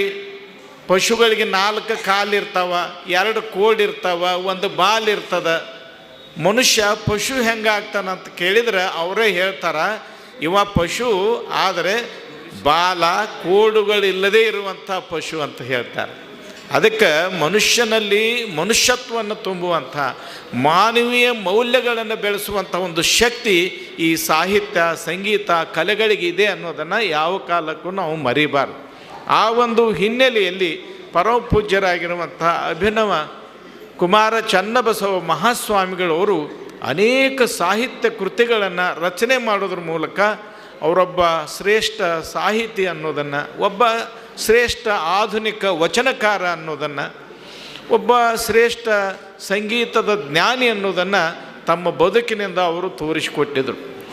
ಜನರಲ್ಲಿ ಆಧ್ಯಾತ್ಮಿಕ ಮೌಲ್ಯಗಳನ್ನು ನಾವು ಬಿತ್ತಬೇಕಾಗಿದ್ದರೆ, ಸಮಾಜದಲ್ಲಿ ನೈತಿಕ ಮೌಲ್ಯಗಳನ್ನು ನಾವು ಪ್ರತಿಷ್ಠಾಪನೆ ಮಾಡಬೇಕಾಗಿದ್ದರೆ ಸಾಹಿತ್ಯ ಸಂಗೀತ ಕಲೆಗಳ ಒಂದು ಸಹಾಯ ನಮಗೆ ಬೇಕಾಗ್ತದೆ. ಆ ಮೂಲಕ ಅವರು ಸಮಾಜದಲ್ಲಿರುವಂಥ ಜನರ ಅಜ್ಞಾನವನ್ನು ದೂರ ಮಾಡುವಂಥ, ಸಮಾಜದಲ್ಲಿರುವಂಥ ಜನರನ್ನು ಸನ್ಮಾರ್ಗದಲ್ಲಿ ನಡೆಸುವಂಥ ಒಂದು ಕೆಲಸವನ್ನು ಬಹಳ ಅದ್ಭುತವಾಗಿ ಮಾಡಿಕೊಂಡು ಬಂದರು. ನಿಮಗೆಲ್ಲ ಗೊತ್ತಿರಬೇಕು, ಒಲೆ ಮಠದ ಶ್ರೀಗಳು ಪುರಾಣ ಪ್ರವಚನ ಮಾಡ್ತಾರಂದರೆ ಲಕ್ಷಾಂತರ ಜನ ಅಲ್ಲಿ ಸೇರ್ತಾಯಿದ್ರು. ಬಹಳ ಸುಶ್ರಾವ್ಯವಾಗಿ ಅವರು ಸಂಗೀತದೊಂದಿಗೆ ತಮ್ಮ ಪ್ರವಚನವನ್ನು ಪ್ರಾರಂಭ ಮಾಡಿದರೆ ಕೂಡಿರುವಂಥ ಜನ ಮಂತ್ರಮುಗ್ಧರಾಗಿ ಅವರ ಪ್ರವಚನವನ್ನು ಕೇಳ್ತಾಯಿದ್ರು. ಅಷ್ಟು ಶಾಂತರಾಗಿ ಪ್ರವಚನವನ್ನು ಕೇಳುವಂಥ ಜನರಲ್ಲಿ ಸಹಜವಾಗಿಯೇ ಒಂದು ಪರಿವರ್ತನೆ ಬರ್ತಾಯಿತ್ತು. ಈ ಒಂದು ಹಿನ್ನೆಲೆಯಲ್ಲಿ ತಮ್ಮ ಆ ಒಂದು ಪ್ರವಚನದ ಕಲೆ ಮೂಲಕ, ತಮ್ಮಲ್ಲಿರುವಂಥ ಸಾಹಿತ್ಯ ಸಂಗೀತದ ಜ್ಞಾನದ ಮೂಲಕ ಅವರು ಬಸವಾದಿ ಶಿವಶರಣರ ತತ್ವಗಳನ್ನು, ಆದರ್ಶಗಳನ್ನು, ಮೌಲ್ಯಗಳನ್ನು ನಾಡಿನ ಜನರ ಮನೆಗಳಿಗೆ ತಲುಪಿಸುವಂಥ ಒಂದು ಕೆಲಸವನ್ನು ನಿರಂತರವಾಗಿ ಮಾಡಿಕೊಂಡು ಬಂದರು. ಬಸವ ಪುರಾಣವನ್ನು ಅನೇಕ ಜನ ಅನೇಕ ರೀತಿಯಲ್ಲಿ ಬರೆದಿದ್ದಾರೆ. ನಮ್ಮ ಪೂಜ್ಯರಾಗಿರುವಂಥ ನಿರುಪಾದಿ ಮಹಾಸ್ವಾಮಿಗಳವರು ಕೂಡ ಸಂಗನ ಬಸವ ವಿಲಾಸ ಸಂಗನ ಬಸವ ವಿಜಯ ಅನ್ನುವಂಥ ಒಂದು ಕಾವ್ಯವನ್ನು ಬರೆದಾರೆ. ಭೀಮಕವಿ ಬರೆದಾನ ಬಸವ ಪುರಾಣವನ್ನು. ಅನೇಕರು ಸಂಸ್ಕೃತದಲ್ಲಿನೂ ಕೂಡ ಬಸವ ಪುರಾಣವನ್ನು ಬರೆದಾರೆ. ನಿಮ್ಗೆ ಗೊತ್ತಿರಬೇಕು, ವ್ಯಾಸೋಕ್ತ ಬಸವ ಪುರಾಣ ಅಂತ. ಆದರೆ ಮೊಟ್ಟ ಮೊದಲಿಗೆ ಬಸವ ಪುರಾಣವನ್ನು ಬರೆದಿರುವಂಥವರು ಪಾಲ್ಕುರಿಕೆಯ ಸೋಮನಾಥ ಕವಿಗಳು. ಅವರು ಬರೆದದ್ದು ತೆಲುಗಿನಲ್ಲಿ. ಆ ಬರೆದಿರುವಂಥ ಒಂದು ಛಂದಸ್ಸು ಯಾವುದಂದರೆ ದ್ವಿಪದಿ. 12-13ನೇ ಶತಮಾನದಲ್ಲಿ ಪಾಲ್ಕುರಿಕೆ ಸೋಮನಾಥ ಕವಿಗಳು ತೆಲುಗು ಭಾಷೆಯಲ್ಲಿ ಏನೊಂದು ದ್ವಿಪದಿ ಛಂದಸ್ಸಿನಲ್ಲಿ ಬಸವ ಪುರಾಣವನ್ನು ಬರೆದ್ರಲ್ಲ, ಅದೇ ರೀತಿಯಲ್ಲಿ 21ನೇ ಶತಮಾನದಲ್ಲಿ ನಮ್ಮ ಅಭಿನವ ಕುಮಾರ ಚನ್ನಬಸವ ಸ್ವಾಮಿಗಳವರು ಬಸವ ಪುರಾಣವನ್ನು ಕನ್ನಡದಲ್ಲಿ ದ್ವಿಪದಿ ಛಂದಸ್ಸಿನಲ್ಲಿ ಬರೆದಿರುವಂಥವ್ರು. ಬಹುಶಃ ನಿಮ್ಮ ಕೈಯೊಳಗೆ ಆ ಪುಸ್ತಕ ಇದೆ. ಇಂಥ ಅನೇಕ ಸಾಹಿತ್ಯ ಕೃತಿಗಳನ್ನು ಅವರು ರಚನೆ ಮಾಡಿ ಭಾಳ ದೊಡ್ಡ ಒಂದು ಕೀರ್ತಿಗೆ ಭಾಜನರಾಗಿದ್ದರು ಅನ್ನೋದನ್ನು ಈ ಸಂದರ್ಭದಲ್ಲಿ ನಾವೆಲ್ಲ ನೆನಪಿಸ್ಕೊಳ್ತೇವೆ. ತಮ್ಮ ಬದುಕಿನುದ್ದಕ್ಕೂ ಇಂಥ ಒಳ್ಳೆಯ ಕಾರ್ಯವನ್ನು, ಅದೊಂದು ರೀತಿಯಲ್ಲಿ ಸಮಾಜ ಸೇವೆ, ಪ್ರವಚನದ ಮೂಲಕ ಮಾನವೀಯ ಮೌಲ್ಯಗಳನ್ನು ಜನರಿಗೆ ತಲುಪಿಸುವಂಥ, ಜನರನ್ನು ಸನ್ಮಾರ್ಗದಲ್ಲಿ ನಡೆಸುವಂಥ ಒಂದು ಕಾಯಕವನ್ನು ಅವರು ಬಹಳ ಶ್ರದ್ಧೆಯಿಂದ ಮಾಡಿಕೊಂಡು ಬಂದರು. ಆದರೆ ಆರೋಗ್ಯದ ಕಡೆಗೆ ಅವರು ವಿಶೇಷವಾಗಿರುವಂಥ ಗಮನ ಹರಿಸಲಿಲ್ಲ. ನಾವೆಲ್ಲ ಬಹಳಷ್ಟು ಜನ ಆತ್ಮೀಯರು ಅವ್ರ ಜೊತೆಗೆ ಕೂಡಿ ಕಲಿತವರು, ಇಲ್ಲ ಆರೋಗ್ಯದ ಕಡೆಗೆ ಹೆಚ್ಚು ಗಮನ ಹರಿಸಬೇಕು ಅಂತ ಎಷ್ಟು ಹೇಳಿದರೂ ಕೂಡ ಅವರು ಆರೋಗ್ಯವನ್ನು ಲೆಕ್ಕಿಸದ ಇಂಥ ಒಂದು ಸಾಹಿತ್ಯ ಕೃತಿಗಳ ರಚನೆಯಲ್ಲಿ ಮೌಲ್ಯಗಳನ್ನು ಜನರಿಗೆ ತಲುಪಿಸುವಂಥ ಒಂದು ಕಾಯಕದಲ್ಲಿ ತಮ್ಮನ್ನು ತಾವು ತೊಡಗಿಸಿಕೊಂಡ್ರು. ಬಸವಣ್ಣನವ್ರು ಹೇಳ್ತಾರೆ, ನಮ್ಮ ಕೂಡಲ ಸಂಗಮ ದೇವರಲ್ಲಿ ಲೇಸೆನಿಸಿಕೊಂಡು ಒಂದು ದಿನ ಬದುಕಿದರೆ ಸಾಲದೆ ಅಂತಾರೆ. ನಮ್ಮ ಪೂಜ್ಯರಾಗಿರುವಂಥ ಡಾಕ್ಟರ್ ಅಭಿನವ ಕುಮಾರ ಚನ್ನಬಸವ ಸ್ವಾಮಿಗಳವರು ದೇವರಿಗೆ ಲೇಸೆನಿಸಿಕೊಂಡು ಇಷ್ಟು ವರ್ಷ ಅತ್ಯಂತ ಶ್ರದ್ಧೆಯಿಂದ ಕಾಯಕವನ್ನು ಮಾಡಿ ಲಿಂಗೈಕ್ಯರಾದರು. ಅವರ ಅಗಲುವಿಕೆ ನಮ್ಮೆಲ್ಲರನ್ನು ಇವತ್ತು ಬಹಳ ಕಾಡ್ತಾ ಇರೋದನ್ನು ನಾನು ಮತ್ತೆ ಮತ್ತೆ ಹೇಳಬೇಕಾದಂಥ ಅವಶ್ಯಕತೆ ಇಲ್ಲ. ಒಂದು ಮಠದ ಒಂದು ಪರಂಪರೆಯನ್ನು ಅವರು ಬಹಳ ಯಶಸ್ವಿಯಾಗಿ ಮುನ್ನಡೆಸಿಕೊಂಡು ಬಂದರು.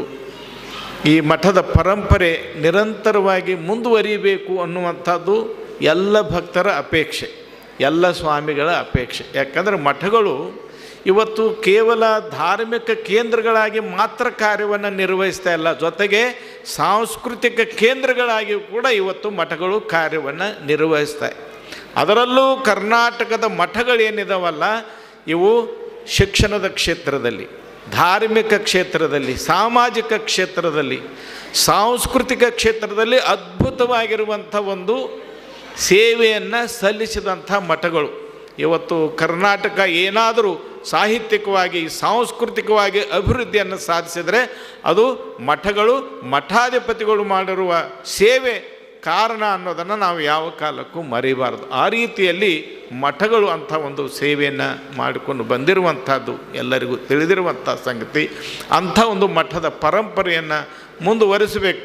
ಸ್ವಾಮಿಗಳು ಬರ್ತಾರೆ, ಸೇವೆಯನ್ನು ಮಾಡ್ತಾರೆ, ಮುಂದೆ ಒಂದು ದಿನ ಲಿಂಗೈಕ್ಯರಾಗ್ತಾರೆ, ಮತ್ತೆ ಆ ಪರಂಪರೆ ಮುಂದುವರಿಬೇಕು. ಈ ದಿಶೆಯಲ್ಲಿ ನಮ್ಮ ಪೂಜ್ಯರಾಗಿರುವಂಥ ಅಭಿನವ ಕುಮಾರ ಚನ್ನಬಸವ ಮಹಾಸ್ವಾಮಿಗಳು ಲಿಂಗೈಕ್ಯರಾದ ಮೇಲೆ ಮುಂದೇನು ಅನ್ನುವಂಥ ಒಂದು ಪ್ರಶ್ನೆ ನಮ್ಮೆಲ್ಲರ ಎದುರಿಗಿತ್ತು. ಅನೇಕ ಜನ ಭಕ್ತರು ಇಲ್ಲ, ಈ ಒಂದು ಪರಂಪರೆಯನ್ನು ಮುಂದುವರಿಸುವಂಥ ಉತ್ತರಾಧಿಕಾರಿಗಳನ್ನ ನಾವು ಬೇಗ ಆಯ್ಕೆ ಮಾಡಿ ಈ ಮಠದ ಪರಂಪರೆಯನ್ನು ಮುಂದುವರಿಸೋಣ ಅನ್ನುವಂಥ ಒಂದು ಅಭಿಪ್ರಾಯವನ್ನು ವ್ಯಕ್ತಪಡಿಸಿರುವಂಥ ಹಿನ್ನೆಲೆಯಲ್ಲಿ ನಾವು ಮೊನ್ನೆ ದಿನಾಂಕ 15ರಂದು ಎಲ್ಲ ಓಲೆ ಮಠದ ಎಲ್ಲ ಭಕ್ತರ ಜಮಖಂಡಿ, ಕಡ್ಕೋಳ, ಕಂಕನವಾಡಿ, ಇನ್ನೂ ಅನೇಕ ಸುತ್ತಮುತ್ತಲಿನ ಗ್ರಾಮಗಳ, ಹುಲಗೂರು, ಗೊರವನಕೊಳ್ಳ ಇಂಥ ಎಲ್ಲ ಗ್ರಾಮಗಳ ಭಕ್ತರ ಒಂದು ಸಭೆಯನ್ನು ಸೇರಿಸಿ ಒಂದು ಈ ಪರಂಪರೆಯನ್ನು ಮುಂದುವರಿಸಿಕೊಂಡು ಹೋಗಬೇಕು ಅನ್ನುವಂಥ ಒಬ್ಬ ವ್ಯಕ್ತಿಯನ್ನು ಗುರುತಿಸಬೇಕು ಅಂಥೇಳಿ ನಾವೆಲ್ಲ ತೀರ್ಮಾನ ಮಾಡಿದ್ದೀವಿ. ಆ ಒಂದು ಸಂದರ್ಭದಲ್ಲಿ ಅನೇಕ ಜನ ಸ್ವಾಮಿಗಳು ಯಾರದಾರೆ ಅಂಥ ಒಳ್ಳೆಯ ಯೋಗ್ಯರಾಗಿರುವಂಥ ಉತ್ತರಾಧಿಕಾರಿಗಳು, ಈ ಮಠವೊಂದು ಭವ್ಯವಾಗಿರುವಂಥ ಗುರು ಪರಂಪರೆಯನ್ನು ಮುಂದುವರಿಸಿಕೊಂಡು ಹೋಗುವಂಥ ವ್ಯಕ್ತಿಗಳು ಯಾರಿದ್ದಾರೆ ಅನ್ನುವಂಥ ಒಂದು ಚರ್ಚೆ ನಮ್ಮಲ್ಲಿ ಪ್ರಾರಂಭಗೊಂಡಿರುವಂಥ ಸಂದರ್ಭದಲ್ಲಿ ನಮಗೆ ಕಂಡು ಬಂದಿರುವಂಥ ಹೆಸರು ಪೂಜ್ಯರಾಗಿರುವಂಥ ಆನಂದ ದೇವರ ಹೆಸರು. ಇತ್ತೀಚೆಗೆ ನಮ್ಮ ಚಿಂಚಣಿ ಸಿದ್ಧ ಸಂಸ್ಥಾನ ಮಠದ ಅಲ್ಲಮ ಪ್ರಭು ಸ್ವಾಮಿಗಳು ಲಿಂಗೈಕ್ಯರಾಗಿದ್ದರು. ಅವರ ಮಠಕ್ಕೂ ಕೂಡ ಉತ್ತರಾಧಿಕಾರಿಯನ್ನು ಆಯ್ಕೆ ಮಾಡುವಂಥ ಒಂದು ಸಂದರ್ಭ. ಆ ಸಂದರ್ಭದಲ್ಲಿ ಅನೇಕ ಜನ ಇಂಥ ಒಂದು ಸಾಧಕರ ಹೆಸರುಗಳು ನಮ್ಮ ಕಣ್ಣು ಮುಂದೆ ಬಂದು, ಅನೇಕ ಜನ ಸಾಧಕರ ಹೆಸರನ್ನು ಮಠದ ಭಕ್ತರ ಮುಂದೆ, ಸಮಾಜದ ಹಿರಿಯರ ಮುಂದೆ ನಾವು ಹೇಳಿದ್ದೀವಿ. ಇನ್ನೂ ಮತ್ತೆ ಯಾರಾದರೂ ಇದ್ದರೆ ಹೇಳ್ರಿ ಅಂದ್ರೆ ನಮಗೆ. ಆಮೇಲೆ ನಾನು ನಮ್ಮ ಪೂಜ್ಯರಾಗಿರುವಂಥ ಅಲ್ಲಮ ಪ್ರಭು ಸ್ವಾಮಿಗಳು ಕೇಳಿದೆ. ಇಲ್ಲ, ಅಲ್ಲಿ 2 ವರ್ಷ ನಾನು ಕಾರ್ಯಕ್ರಮಕ್ಕೆ ಹೋಗಿದ್ದೆ ಬಸವನ ಬಾಗೇವಾಡಿ ತಾಲೂಕಿನ ಹುಣಸಾಳ ಗ್ರಾಮಕ್ಕೆ. ಅಲ್ಲಿರುವಂಥ ಒಬ್ಬ ಸಾಧಕರು ಭಾಳ ಒಳ್ಳೆಯ ಕಾರ್ಯಗಳನ್ನು ಮಾಡ್ತಾ ಇದ್ದಾರೆ. ಹಳ್ಳಿಗಳಲ್ಲಿ ಸಂಚರಿಸಿ ಜನಜಾಗೃತಿಯನ್ನು ಮಾಡುವಂಥ, ಜನರಲ್ಲಿರುವಂಥ ಅಜ್ಞಾನ, ಅಂಧಶ್ರದ್ಧೆ, ವ್ಯಸನಗಳನ್ನು ಬಿಡಿಸುವಂಥ ಒಂದು ಕೆಲಸವನ್ನು ಅವರು ಮಾಡ್ತಾ ಇದ್ದಾರೆ. ಅವರನ್ನು ನಾವು ಚಿಂಚಣಿ ಮಠಕ್ಕೆ ಉತ್ತರಾಧಿಕಾರಿ ಅಂಥೇಳಿ ಸೂಚನೆ ಮಾಡಿದರೆ ಹೇಗೆ ಅಂತ ನಾನು ಕೇಳಿದೆ. ಇಲ್ಲ, ಅವ್ರ ಹೆಸರೇನು ನೀವು ತಗೋಬೇಡ್ರಿ, ಓಲೆ ಮಠದ ಸ್ವಾಮಿಗಳು ಅವರನ್ನು ತಮ್ಮ ಉತ್ತರಾಧಿಕಾರಿಗಳನ್ನು ಮಾಡ್ಕೋಬೇಕು ಅಂಥೇಳಿ ಅಪೇಕ್ಷೆ ಪಟ್ಟಾರೆ ಅನ್ನುವಂಥ ಒಂದು ಮಾತನ್ನು ಅವರು ಓಲೆ ಮಠದ ಶ್ರೀಗಳು ಇನ್ನೂ ಬದುಕಿರುವಾಗಲೇ ಹೇಳಿದ್ದರು. ಹಾಗಾಗಿ ನಾವು ಚಿಂಚಣಿ ಮಠದ ವಿಷಯದಲ್ಲಿ ಅವ್ರ ಹೆಸರನ್ನು ನಾವು ತೆಗೆದುಕೊಳ್ಳಿಲ್ಲ. ಬೇರೆ ಹೆಸರುಗಳು ಸಾಕಷ್ಟು ಅದನ್ನು ಹೇಳಿದ್ದೀವಿ. ಯಾವುದೇ ಒಂದು ಮಠಕ್ಕೆ ಉತ್ತರಾಧಿಕಾರಿಯನ್ನು ನಾವು ಮಾಡಬೇಕಾಗಿದ್ದಾಗ ಏನು ಒಂದು ಅನುಕಂಪದ ಅಲೆ ಇರ್ತದೆ, ಅಂಥ ಒಂದು ಸಂದರ್ಭದಲ್ಲಿಯೇ ನಾವು ಉತ್ತರಾಧಿಕಾರಿಗಳನ್ನ ಆಯ್ಕೆ ಮಾಡಬೇಕು. ಇಲ್ಲ ಮುಂದೆ ನೋಡಿದ್ರೆ ಆಯಿತು, ಒಂದು ತಿಂಗಳು ಹೋದ್ರಾಯ್ತು, ವರ್ಷ ಹೋದ್ರಾಯ್ತು ಅಂದರೆ ಮುಂದೆ ಆ ಮಠಗಳಿಗೆ ಉತ್ತರಾಧಿಕಾರಿಗಳು ಸಿಗೋದೇ ಕಷ್ಟ ಆಗ್ತದೆ.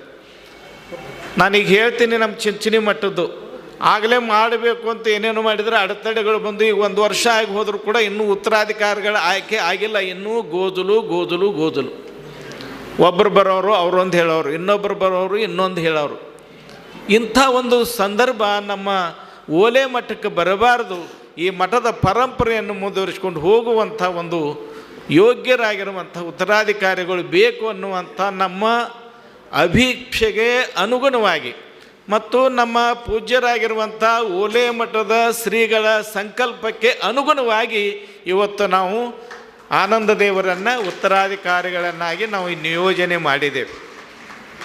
ಅವರು ಕೂಡ ಬಹಳ ಸೌಜನ್ಯದಿಂದ, ನಾನು ಮಠದ ಆಸ್ತಿ ಸಂಪತ್ತು ನನಗೆ ಬಹಳ ಮುಖ್ಯ ಅಲ್ಲ, ಜನರ ಸೇವೆ ನನಗೆ ಬಹಳ ಮುಖ್ಯ. ಯಾಕಂದರೆ ನಮ್ಮ ಬಸವಾದಿ ಶಿವಶರಣರು ಒಬ್ಬ ಸ್ವಾಮಿ ಆದವ 2 ಕೆಲಸಗಳನ್ನು ಕಡ್ಡಾಯವಾಗಿ ಮಾಡಬೇಕಂತ ಹೇಳ್ತಾರೆ. ಒಂದು ಲಿಂಗಾನುಷ್ಠಾನ, ಲಿಂಗದ ಅನುಸಂಧಾನ, ಆತ್ಮಶಕ್ತಿಯನ್ನು ಬೆಳೆಸುವಂಥ ಲಿಂಗದ ಅನುಸಂಧಾನವನ್ನು ಮಾಡಬೇಕು. ಅದಕ್ಕೆ ನಮ್ಮ ಶರಣರು ಆತ್ಮಕಲ್ಯಾಣ ಅಂತ ಕರೆದರು. ಇನ್ನೊಂದು, ಬರೀ ಆತ್ಮಕಲ್ಯಾಣ ಮಾಡಿಕೊಂಡು ನಾವು ಹೋಗಿಬಿಟ್ರೆ ಸ್ವಾರ್ಥಿಗಳಾಗ್ತೀವಿ, ಅದು ಪರಿಪೂರ್ಣವಾಗಿರುವಂಥ ಬದುಕಾಗೋದಿಲ್ಲ. ಆತ್ಮಕಲ್ಯಾಣದ ಜೊತೆಗೆ ಆತ್ಮಶಕ್ತಿಯನ್ನು ನಾವು ಲಿಂಗಾನುಸಂಧಾನದಿಂದ ಬೆಳೆಸ್ಕೊಂಡ ಮೇಲೆ ಸಮಾಜದ ಸೇವೆಯನ್ನು ಕೂಡ ನಾವು ಶ್ರದ್ಧೆಯಿಂದ ಮಾಡಬೇಕು.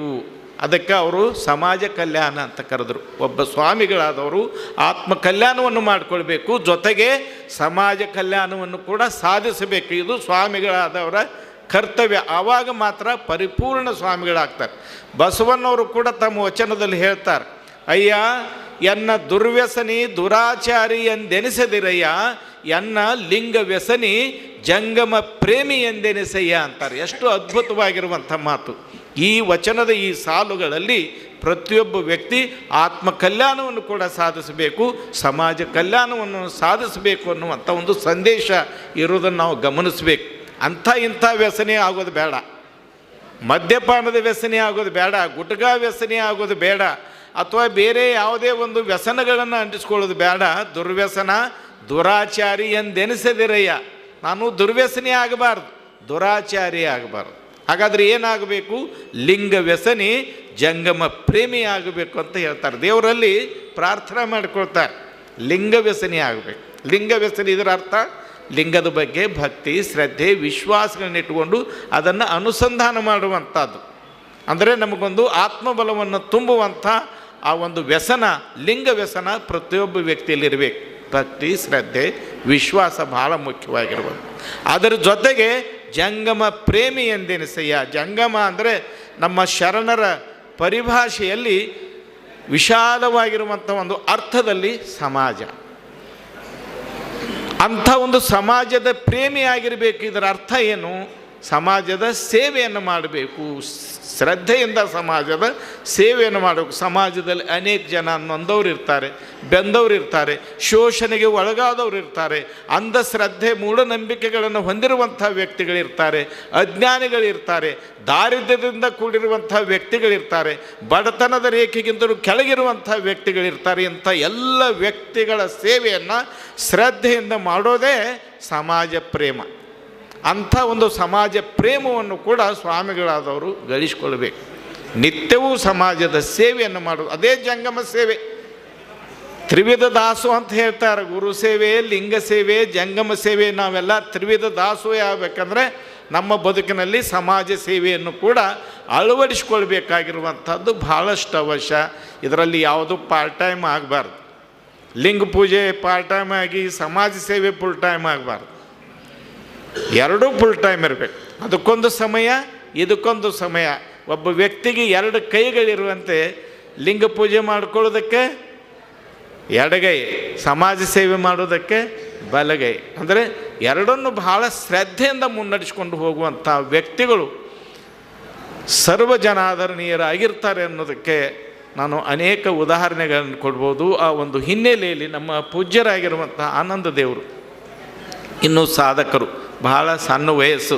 ಅದಕ್ಕೆ ನಾವು ಮತ್ತೆ ಮತ್ತೆ ಭಕ್ತರಿಗೆ ಏನು ಹೇಳೋದಂದರೆ, ಅವರ ಕಡೆಗೆ ನಿಮ್ಮ ಗಮನ ಇರಲಿ, ಅವರ ಆರೈಕೆ ನಿಮ್ಮದಾಗಿರಲಿ, ಅವರನ್ನು ಒಳ್ಳೆಯ ದಾರಿಯಲ್ಲಿ ನಿಮ್ಮ ಮನೆಯ ಮಗನಂತೆ ನಡೆಸ್ಕೊಂಡು ಹೋಗುವಂಥ ಒಂದು ಜವಾಬ್ದಾರಿ ಅದು ನಿಮ್ಮದಾಗಿರಲಿ ಅಂಥೇಳಿ ಎಲ್ಲ ಪೂಜ್ಯ ಸ್ವಾಮಿಗಳು ಹೇಳಿದರು. ಕಾರಣ ಏನು ಅಂದರೆ, ಅವರು ಇನ್ನೂ ಅನುಭವ ಹೆಚ್ಚಾಗಬೇಕು, ಇನ್ನೂ ಅವರು ಬೆಳೀಬೇಕು.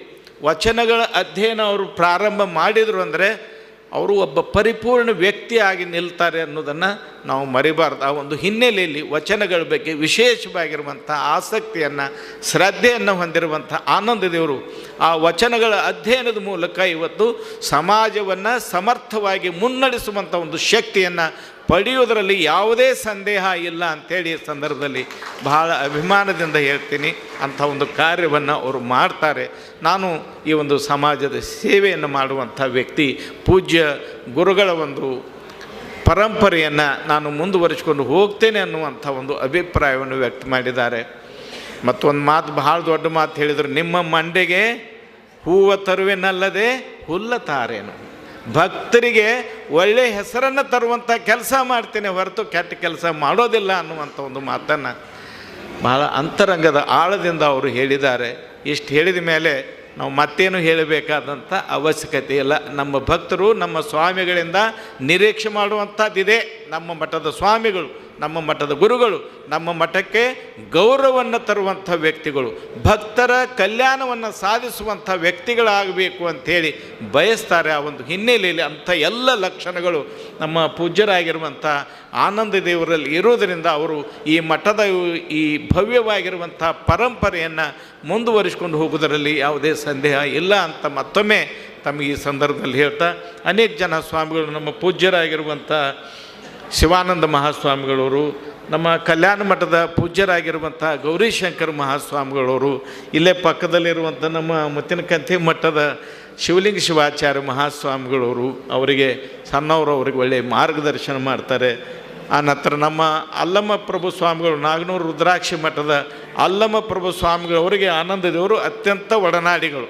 ಹಾಗಾಗಿ ಅವರ ಒಂದು ಮಾರ್ಗದರ್ಶನದಲ್ಲಿ, ಅವರ ಒಂದು ಸ್ನೇಹದಲ್ಲಿ ಇಂಥ ಒಳ್ಳೆಯ ಕಾರ್ಯಗಳನ್ನು ಮುಂದುವರಿಸಿಕೊಂಡು ಹೋಗುವಂಥ ಒಂದು ಕಾರ್ಯವನ್ನು ಆನಂದ ದೇವರು ಮಾಡ್ತಾರೆ ಅಂತೇಳಿ ಸಂದರ್ಭ ಹೇಳ್ತಾ, ನಮ್ಮ ಪೂಜ್ಯರಾಗಿರುವಂಥ ಶಿವಾನಂದ ಸ್ವಾಮಿಗಳು ಒಂದು ಮಾತು ಹೇಳಿದರು. ನಿಮಗೆ ಒಬ್ಬರು ಸಾಧಕರು ನಮ್ಮ ಮಠಕ್ಕೆ ಬಂದ ಮೇಲೆ ಸ್ವಲ್ಪ ದಿನ ಅವರ ಚಲನ ವಲನ, ಅವರ ನಡೆ ನುಡಿಗಳನ್ನು ಗುರುತಿಸಿದ ಮೇಲೆ ಬಹಳ ದಿನ ಬಿಡಬಾರ್ದು. ಅವರಿಗೆ ಒಂದು ಸಂಸ್ಕಾರವನ್ನು ಕೊಡುವಂಥ ಕೆಲಸವನ್ನು ಮಾಡಬೇಕು. ಸಂಸ್ಕಾರ ಅಂದ್ರೇ ಪಟ್ಟಾಧಿಕಾರ.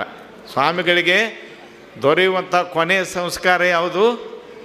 ಪಟ್ಟಾಧಿಕಾರ. ಆ ಒಂದು ಪಟ್ಟಾಧಿಕಾರವನ್ನು ಕೂಡ ಎಲ್ಲ ಮಠದ ಭಕ್ತರು ಪ್ರೀತಿಯಿಂದ, ಅಭಿಮಾನದಿಂದ, ಶ್ರದ್ಧೆಯಿಂದ ನೆರವೇರಿಸುವ ಮೂಲಕ ಈ ಓಲೆ ಮಠದ ಭವ್ಯವಾಗಿರುವಂಥ ಒಂದು ಪರಂಪರೆಯನ್ನು ಎಲ್ಲರೂ ಮುಂದುವರಿಸಿಕೊಂಡು ಹೋಗಬೇಕು ಅಂತೇಳಿ ಈ ಸಂದರ್ಭದಲ್ಲಿ ಭಕ್ತರಿಗೂ ನಾನು ತಿಳಿಸ್ತೇನೆ.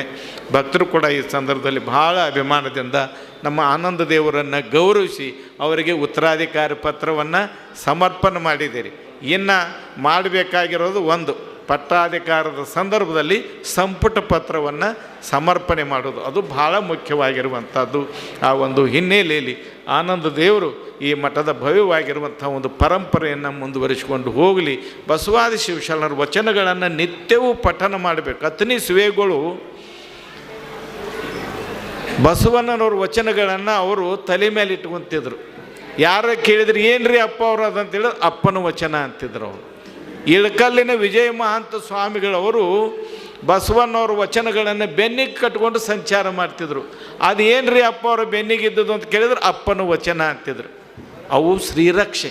ಸ್ವಾಮಿಗಳಾದವರಿಗೆ ಶರಣರ ವಚನಗಳೇನಿದಾವಲ್ಲ ಶ್ರೀರಕ್ಷೆ. ಅಂಥ ವಚನಗಳ ಬಗ್ಗೆ ಭಕ್ತಿ, ಶ್ರದ್ಧೆ, ವಿಶ್ವಾಸವನ್ನು ಹೊಂದಿ ಆ ವಚನಗಳ ಅಧ್ಯಯನ ಮಾಡಿದರೆ ಅವರು ಒಬ್ಬ ಪರಿಪೂರ್ಣ ಸ್ವಾಮಿಗಳಾಗೋದರಲ್ಲಿ ಯಾವುದೇ ಸಂದೇಹ ಇಲ್ಲ ಅನ್ನುವಂಥ ಒಂದು ಮಾತನ್ನು ಈ ಸಂದರ್ಭ ಹೇಳ್ತಾ, ಆ ಎಲ್ಲ ಲಕ್ಷಣಗಳು ಅವರಲ್ಲಿ ಈಗಾಗಲೇ ಇರುವುದರಿಂದ ಅವರು ಒಲೆ ಮಠದ ಒಬ್ಬ ಒಳ್ಳೆಯ ಸ್ವಾಮಿಗಳಾಗಿ ಕಾರ್ಯವನ್ನು ನಿರ್ವಹಿಸ್ತಾರೆ. ಈ ಒಂದು ಮಠದ ಪರಂಪರೆಯನ್ನು ಮುಂದುವರಿಸಿಕೊಂಡು ಹೋಗ್ತಾರೆ ಅನ್ನುವಂಥ ಒಂದು ಮಾತನ್ನು ಈ ಸಂದರ್ಭ ಹೇಳ್ತಾ, ಎಲ್ಲ ಭಕ್ತರು ಕೂಡ ಅವರಿಗೆ ಪ್ರೀತಿ ವಿಶ್ವಾಸವನ್ನು ನೀವು ಕೊಡಬೇಕು. ಯಾಕಂದರೆ ಅವರು ಒಂದು ಮಠಕ್ಕೆ ಬಂದ ಮೇಲೆ ತಂದೆ ತಾಯಿಗಳ ಸಂಪರ್ಕ ಕಡ್ಕೊಂಡು ಬಿಟ್ಟಂಗೆ. ಬಂಧು ಬಾಂಧವ್ರ ಸಂಪರ್ಕ ಸ್ವಾಮಿಗಳಾದವರು ಇಟ್ಕೋಬಾರ್ದು. ಸ್ವಾಮಿಗಳಾಗಿನೂ ನಾವು ಬಂಧು ಬಳಗದ ಸಂಪರ್ಕ ಹೆಚ್ಚು ಇಟ್ಕೊಂಡಿವಿ ಅಂದ್ರೆ ಕಟ್ಟಿಗೆ ಹೊರಗೆ ಚಂದ ಕಾಣ್ತದ, ಒಳಗೆ ಗೊರಲೆ ಹತ್ತಿದಂಗೆ ಅದು ಶಕ್ತಿ ಇರೋದಿಲ್ಲ ಅದರಲ್ಲಿ.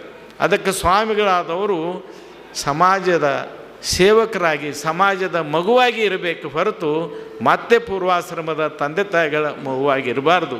ಇದನ್ನು ನೀವು ಭಕ್ತರು ತಿಳ್ಕೋಬೇಕು. ತಂದೆ ತಾಯಿಗಳ ಬಂಧು ಬಳಗದ ಸಂಬಂಧವನ್ನು ಬಿಟ್ಟ ಮೇಲೆ ಅವರು ನಿಮ್ಮ ಉಡಿಯಲ್ಲಿ ಬಂದರು, ನಿಮ್ಮ ಮಗನಾಗಿ ನಿಂತರು. ಅವರ ಯೋಗಕ್ಷೇಮವನ್ನು ಮಾಡುವಂಥದ್ದು ನಿಮ್ಮೆಲ್ಲರ ಆದ್ಯ ಕರ್ತವ್ಯ ಅನ್ನುವಂಥ ಒಂದು ಮಾತನ್ನು ಹೇಳ್ತೀನಿ. ನಮ್ಮ ಬಾಲಲೀಲಾ ಮಹಾಂತ ಶಿವೇಗಳವರು ತಮ್ಮ ಒಂದು ಅನುಭವದ ಪದ್ಯದಲ್ಲಿ ಬಹಳ ಚಂದ ಬರೀತಾರೆ. ಪ್ರಾರಂಭಿಸಿರ್ತಕ್ಕಂಥದ್ದು. ನಾವು ಇಲ್ಲಿ ಮೊನ್ನೆ ಉತ್ತರಾಧಿಕಾರಿ ಆಯ್ಕೆ ಆದ ನಂತರ ಎಲ್ಲ ಕಡೆಗೆ ವಾಟ್ಸಪ್ ಫೇಸ್ಬುಕ್ನೊಳಗೆ ಇವ್ರ ಫೋಟೋಗಳು ಹೋದ ಮೇಲೆ ಒಬ್ಬರು ಭಕ್ತರು ಅವ್ರ ಭಕ್ತರು ನನಗೆ ಫೋನ್ ಮಾಡಿ ಹೇಳ್ರು, ಏನ್ರಿ ಡಾಕ್ಟ್ರ್ ಓಲೇಮಠದ ಸ್ವಾಮಿಗಳು ಸಣ್ಣಾಗಿದ್ದಾಗ ಹಿಂಗೆ ಇದ್ದರು, ಇಬ್ಬರು ಒಂದೇ ಕಾಣ್ತಾರಲ್ರಿ ಅಂತ ತಿಳ್ಕೊಂಡು ಹೇಳಿ ನನಗೊಬ್ಬರು ಭಕ್ತರು ಫೋನ್ ಮಾಡಿ ಹೇಳ್ರು. ಹೆಂಗೆ ಅಂತಂದೆ, ನೋಡೋಕೆ ಏನೇನು ಫರಕಿಲ್ರಿ, ಇಬ್ಬರನ್ನೂ ತೆಗಿಯಂಗಿಲ್ಲ, ಒಬ್ಬರು ಒಂದೇ ಥರ ಕಾಣ್ತಾರ. ಓಲೇಮಠದ ಹಿಂದಿನ ಸ್ವಾಮಿಗಳು ಸಹಿತ ಸಣ್ಣಾಗಿದ್ದಾಗ ನೋಡೋಕೆ ಥೇಟ್ ಹಂಗೆ ಇದ್ದರು ಅಂತೇಳಿ ಅವ್ರು ಹೇಳಿದ ಮಾತು ಅರ್ಧ ಸತ್ಯ. ಅದು ನೋಡಕ್ಕೆ ಅವ್ರಂಗೆ ಅದಾರ ಅಂಥೇಳಿ ಅವ್ರನ್ನ ಮಾಡಲಿಲ್ಲ, ಅವರು ಅವರಂಗನ ಆಧ್ಯಾತ್ಮ ಮಾರ್ಗದೊಳಗೆ ಹೋಗ್ತಾರನ್ನುವಂಥ ಭರವಸೆಯ ಮೇಲೆ ಇವತ್ತು ಅವರನ್ನು ಉತ್ತರಾಧಿಕಾರಿಗಳನ್ನಾಗಿ ಆಯ್ಕೆ ಮಾಡಿದ್ದು ಒಂದು ಭಾಳ ಸಂತೋಷ, ಅಭಿಮಾನದ ಸಂಗತಿ. ಏನು ಅಂತಂದರೆ ಜಮಖಂಡಿಯ ಓಲೇಮಠದ ಭಕ್ತರು ಭಾಳ ದೌಡ್ ತಿಳ್ಕೊಂಡ್ರು ಪರಿಸ್ಥಿತಿಯನ್ನು. ಆಯಿತು ಅಂತ ತಿಳ್ಕೊಂಡು ಹೇಳಿ ಮಠ ಖಾಲಿ ಕೇಳಿಕೊಂಡ್ರಂಗಿಲ್ಲ, ಒಬ್ಬರು ಸಮರ್ಥರು ಈ ಮಠಕ್ಕೆ ಬರಬೇಕು ಅನ್ನತಕ್ಕಂಥ ಒತ್ತಾಸೆಯನ್ನು ಏನು ವ್ಯಕ್ತಪಡಿಸಿದ್ರಲ್ಲ, ಆವಾಗ ಗದಗಿನ ಜಗದ್ಗುರು ಮಹಾಸನ್ನಿಧಿಯವರು ಎಲ್ಲ ಪೂಜ್ಯರು ಇಲ್ಲಿ ಸಭೆ ತಗೊಂಡು ಭಕ್ತರ ಅಭಿಪ್ರಾಯವನ್ನು ತಗೊಂಡು ಎಲ್ಲರೂ ಸಹಿತ ನೀವೇನು ಆಯ್ಕೆ ಮಾಡ್ತೀರಿ ಅದನ್ನು ನಾವು ಒಪ್ಕೊಳ್ತೀವಿ ಅನ್ನತಕ್ಕಂಥ ಪ್ರಾಮಾಣಿಕ ಬದ್ಧತೆಯನ್ನು ವ್ಯಕ್ತಪಡಿಸಿದ್ರಲ್ಲ, ಆ ಕಾರಣಕ್ಕೆ ಇವತ್ತು ಪೂಜ್ಯರಾಗಿರ್ತಕ್ಕಂಥ ಆನಂದ ದೇವರನ್ನು ಡಾಕ್ಟರ್ ಕುಮಾರ ಚನ್ನಬಸವ ಮಹಾಸ್ವಾಮಿಗಳ ಉತ್ತರಾಧಿಕಾರಿಗಳಾಗಿ, ಓಲೇಮಠದ ಉತ್ತರಾಧಿಕಾರಿಗಳಾಗಿ ಇವತ್ತು ಅಧಿಕೃತವಾಗಿ ಘೋಷಣೆ ಆಗ್ಯದ. ಒಂದು ಸ್ವಲ್ಪ ಕಾಲಾವಕಾಶ ಕೊಡ್ತೀವಿ ಅವ್ರಿಗೆ. ಅವ್ರು ಹೇಳಿದ್ರು ನಾಳೆ ಮುಂಜಾನೆ ಬಂದು ಕೇಳಬೇಡ್ರಿ ಅಂತೇಳಿ. ನಾಳೆ ಮುಂಜಾನೆ ಬಂದು ಕೇಳಂಗಿಲ್ಲ, ಇನ್ನು ನಾವು ಯಾವಾಗ ಕೇಳ್ತೀವಿ ಅಂತಂದ್ರೆ ಬರೋಬ್ಬರಿ ಒಂದು ವರ್ಷಕ್ಕೆ ಕೇಳ್ತೀವಿ. ನೀವು ಮಾಡಿರ್ತಕ್ಕಂಥ ಕೆಲಸದ ರಿಪೋರ್ಟನ್ನು ನಮಗೆಲ್ಲರಿಗೂ ಕೊಡಬೇಕಾದಂಥ ಸಂದರ್ಭ ಇರ್ತದೆ ಅನ್ನತಕ್ಕಂಥದ್ದು ನಿಜವಾಗ್ಲೂ ಸಹಿತ ಒಂದು ಭರವಸೆ ಇದೆ. ಇವತ್ತೇನಿದೆ ಅಂತಂದರೆ ಮಠಕ್ಕೆ ಆಗೋದಕ್ಕೆ ಭಾಳ ಮಂದಿ ಇರ್ತಾರೆ, ಭಾಳ ಮಂದಿ ಅವಕಾಶಕ್ಕೆ ಕಾಯ್ತಿರ್ತಾರೆ. ಆದ್ರೆ ಮಠಕ್ಕೆ ಆಗೋದಕ್ಕೆ ನಾವು ಬರೋದಲ್ಲ, ಮಠ ನಮ್ಮ ಬೆನ್ನ ಹಿಂದೆ ಹತ್ತಿ ಬರಬೇಕು. ಆ ರೀತಿಯೊಳಗೆ ವ್ಯಕ್ತಿತ್ವವನ್ನು ಬೆಳೆಸ್ಕೊಳ್ಬೇಕಾದಂಥದ್ದು ಇವತ್ತು ಸಾಧಕರ ಕರ್ತವ್ಯ. ಇವತ್ತು ಆನಂದ ದೇವರು ಈ ಮಠಕ್ಕೆ ನಾನು ಮಾಡ್ರಿ ಅಂಥೇಳಿ ಯಾರಿಗೂ ಹೇಳಿಲ್ಲ, ಯಾರಿಗೂ ಕೇಳಿಲ್ಲ, ನಾನು ಹೆಂಗಾರೆ ಮಾಡ್ರಿ ಅಂತ ಬಯಸಲಿಲ್ಲ. ಅವರು ಬಂದದ್ದು ಓಲೇಮಠದ ಪೂಜ್ಯರ ಸೇವಾ ಮಾಡೋದಕ್ಕೆ ಬಂದು ನಿಂತರೆ ಹೊರತು ನನಗೆ ಮಠ ಬೇಕು ಅಂತ ಬಂದು ನಿಲ್ಲಿಲ್ಲ. ಆದರೆ ಒಂದು ಯಾರು ಬಂದರು ಮಠ ಬೇಕು ಅಂತ ಅವರು ಬರಲಿಲ್ಲ, ಅವರು ಬಂದಾಗ ಮಠನ ಇವರು ನನಗೆ ಬೇಕು ಅಂತ ಕೇಳುವಂಥ ರೀತಿಯೊಳಗೆ ಅವರೇನು ನಡ್ಕೊಂಡ್ರಲ್ಲ, ಇದು ಭಾಳ ವಿಶೇಷ. ಆ ಕಾರಣಕ್ಕೆ ಇವತ್ತು ಉತ್ತರಾಧಿಕಾರಿ ಘೋಷಣೆ ಮಾಡಿದ್ದೀವಿ. ನೀವು ನಿಮ್ಮ ಮನೆಗೆ, ನಾವು ನಮ್ಮ ಮಠಕ್ಕೆ ಅಂತಂದರೆ ವ್ಯವಸ್ಥೆ ಉಳಿಯಂಗಿಲ್ಲ. ಆ ಕಾರಣಕ್ಕೆ ಮಠಕ್ಕೂ ಭಕ್ತರಿಗೂ ಒಂದು ಅವಿನಾಭಾವ ಸಂಬಂಧ. ಲಕ್ಷ್ಯ ಇಟ್ಕೊಳ್ರಿ. ಅಪ್ಪ ಅವ್ವ ಯಾವಾಗ ಹಾಕಿರಿ ಅಂತಂದ್ರೆ ಮನ್ಯಾಗ ನಿಮಗೆ ಮಕ್ಕಳು ಅವ್ವ ಅಂತ ಕರೆದಾಗ, ಅಪ್ಪ ಅಂತ ಕರೆದಾಗ ಮಕ್ಕಳ ಕರೀಲಿಲ್ಲ ಅಂದ್ರೆ ನೀವು ಯಾರಿಗೆ ಹಾಕಿರಿ? ಅಪ್ಪ ಯಾರಿಗೆ ಹಾಕಿರಿ? ಹಂಗೆ ಸ್ವಾಮಿ ಯಾರಿಗಾಗೋದತಿ? ನಮ್ಮ ಪುರ್ತಕ್ಕೆ ನಾವ ಕುರ್ಚಿ ಮೇಲೆ ಕೂತ್ಕೊಂಡು ಹಿಂಗೆ ಕೈ ಇಟ್ಕೊಂಡು ಕೂತು ನಾನಾ ಸ್ವಾಮಿ ಅನ್ಕೋತ ಕುಂತಿರೋದನ್ನು. ಯಾವಾಗ ನಾವು ಸ್ವಾಮಿ ಆಗ್ತೀವಿ ಅಂತಂದರೆ ಭಕ್ತರು ಬಂದು ನನ್ನ ಸ್ವಾಮಿ ನೀನು ಅಂತ ಹೇಳ್ತೀರಿ, ಅವತ್ತು ಸ್ವಾಮಿ ಅನಿಸ್ಕೋತೀವಿ. ಆ ಕಾರಣಕ್ಕೆ ಭಕ್ತರಾಗಿರ್ತಕ್ಕಂಥವರು ನಿಮ್ಮ ಜವಾಬ್ದಾರಿ ಭಾಳ ಇರ್ತದೆ. ಆ ಕಾರಣಕ್ಕೆ ಹಿಂದಿನ ವಿಚಾರಗಳನ್ನು ಮತ್ತೆ ನಾವು ನೆನಪು ಮಾಡ್ಕೊಳ್ಳಂಗಿಲ್ಲ, ಮತ್ತೆ ಪ್ರಸ್ತಾಪ ಮಾಡೋಂಗಿಲ್ಲ. ಇನ್ನು ಮುಂದೆ ಹೊಸ ದಿವಸ, ಈಗ ನೋಡಿರಿ, ನಾಳೆ ಜನವರಿ 14ಕ್ಕೆ ಸಂಕ್ರಾಂತಿಗೆ ಪರ್ವ ಚೇಂಜ್ ಆಗ್ತತಿಲ್ರಿ, ಬದಲಾವಣೆ ಆಗ್ತದೆ. ಹಂಗೆ ನ್ಯಾಚುರಲ್ಲಾಗಿ ನೈಸರ್ಗಿಕವಾಗಿ ಜನವರಿ 14 ಉತ್ತರಾಯಣ ದಕ್ಷಿಣಾಯನ ಬದಲಿ ಆಗ್ತದೆ. ಆದರೆ ಓಲೆ ಮಠದ ಒಂದು ಏನು ಧರ್ಮದ ಕಾರ್ಯ ಅವತ್ತು ಬದಲಿ ಆಗೋದಲ್ಲ, ಇವತ್ತಿನಿಂದಲೇ ಇದು ಬದಲಾವಣೆಯ ದಿಕ್ಕಿಗೆ ತಿರುಗುತ್ತಾ ಇದೆ ಅನ್ನತಕ್ಕಂಥ ಮಾತನ್ನು ಹೇಳ್ತಾ, ಅವರ ಜೊತೆಗೆ ನೀವೆಲ್ಲರೂ ಭಕ್ತರು ಪ್ರತಿಯೊಬ್ಬರು ನಿಮ್ಮ ಕೆಲಸ ಏನು ಅಂತಂದ್ರೆ, ಹೌದಪ್ಪ ದಿವಸ ಬರ್ರಿ, ಕಸ ಹೊಡೆದು ಹೋಗ್ರಿ, ಇದನ್ನು ನೀರು ಹಾಕಿ ಹೋಗ್ರಿ, ಅದನ್ನು ತೊಳೆದು ಹೋಗ್ರಿ ಅಂತ ಹೇಳಕತ್ತಿಲ್ಲ.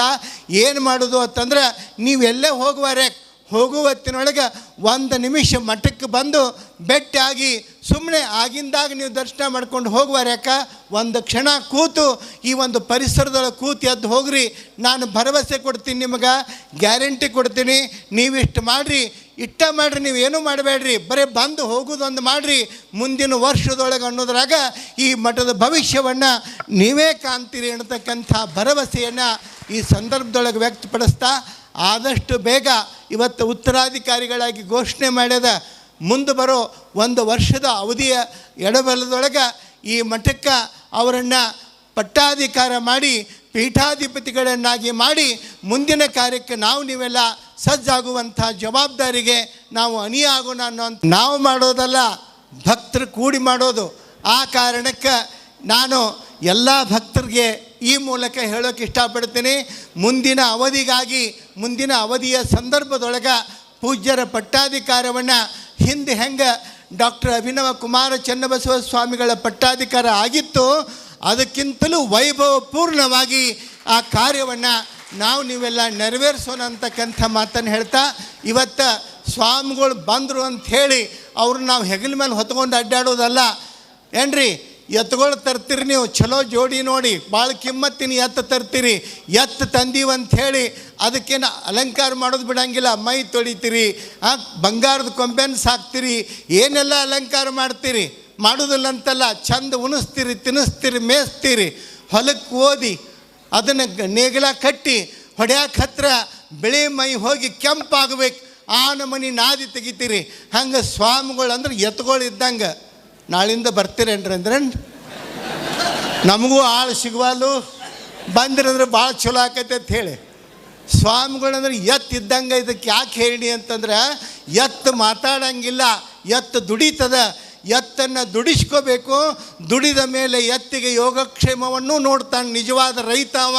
ಹಂಗೆ ಭಕ್ತರಾದವರು ಸ್ವಾಮಿಯನ್ನು ದುಡಿಸ್ಬೇಕು, ಸ್ವಾಮಿಯ ಯೋಗಕ್ಷೇಮವನ್ನು ನೋಡ್ತಕ್ಕಂಥ ಜವಾಬ್ದಾರಿ ಭಕ್ತರದ್ದಿದೆ ಅನ್ನತಕ್ಕಂಥ ಮಾತನ್ನು ಈ ಸಂದರ್ಭದೊಳಗೆ ಹೇಳುವ ಮೂಲಕ ಮುಂದಿನ ಪ್ರಕ್ರಿಯೆಯೊಳಗೆ ನೀವೆಲ್ಲ ಅಣಿಯಾಗೋಣ.